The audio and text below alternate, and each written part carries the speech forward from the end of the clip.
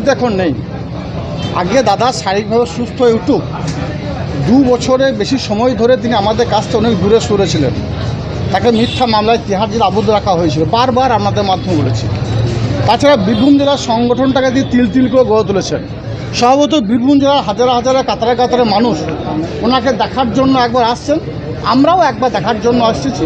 কারণ আমি একজন নিজেকে কর্মী বা সৈনিক বলে মনে করি।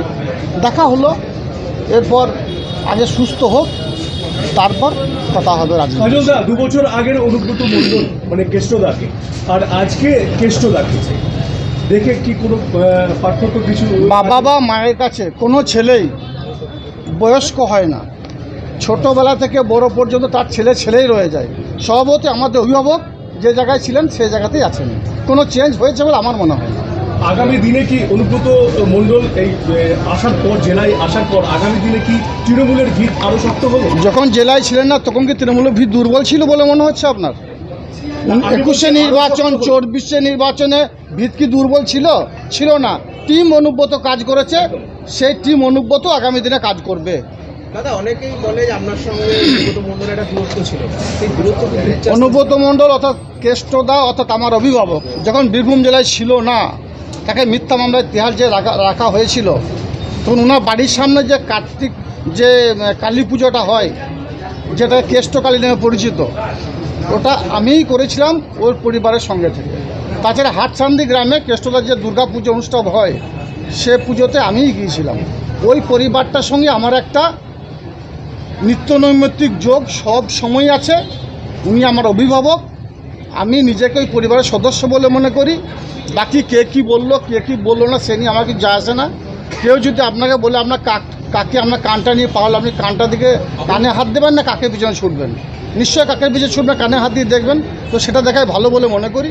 কারণ অনুব্রত মণ্ডল আমার অভিভাবক, আমার রাজনৈতিক গুরু। আজ পর্যন্ত একটা মিডিয়া বন্ধু সাংবাদিক বন্ধু দেখাতে পারবেন না যে কোনো সময় অনুব্রত মণ্ডল মহাশয়ের সঙ্গে আমার তুতু ম্যামা হয়েছে, ঝগড়াঝাটি হয়েছে, বাকবিতণ্ডা হয়েছে।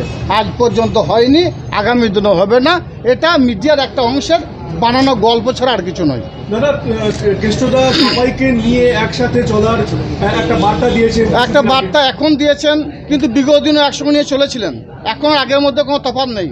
বিগত দিনও সবাইকে নিয়ে চলেছিলেন, আগামী দিনেও সবাইকে নিয়ে চলবেন। এ বিষয়ে দ্বিমতে কোনো অবকাশ আছে বলে আমার মনে হয় না। দাদা, এবার কোর কমিটির বৈঠক হবে না জেলা কমিটির বৈঠক? সব রকমই বৈঠক হবে। রাজ্য নেতৃত্ব যে নির্দেশ দেবে সেই নির্দেশটাকে পালন করাই হচ্ছে আমাদের কাজ।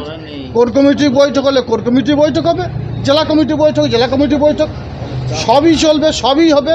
মোট কথা হচ্ছে মমতা বন্দ্যোপাধ্যায়, অভিষেক বন্দ্যোপাধ্যায় যে উন্নয়ন করেছে, যে জনমুখী প্রকল্পগুলো চালু করেছে 2011 থেকে 2024 মাত্র কয়েক বছরের ব্যবধানে, সেইগুলোকে সঠিকভাবে মানুষের বাড়িতে বাড়িতে পৌঁছে দেওয়াটা হচ্ছে আমাদের কাজ। সেটাই আমরা পালন করব।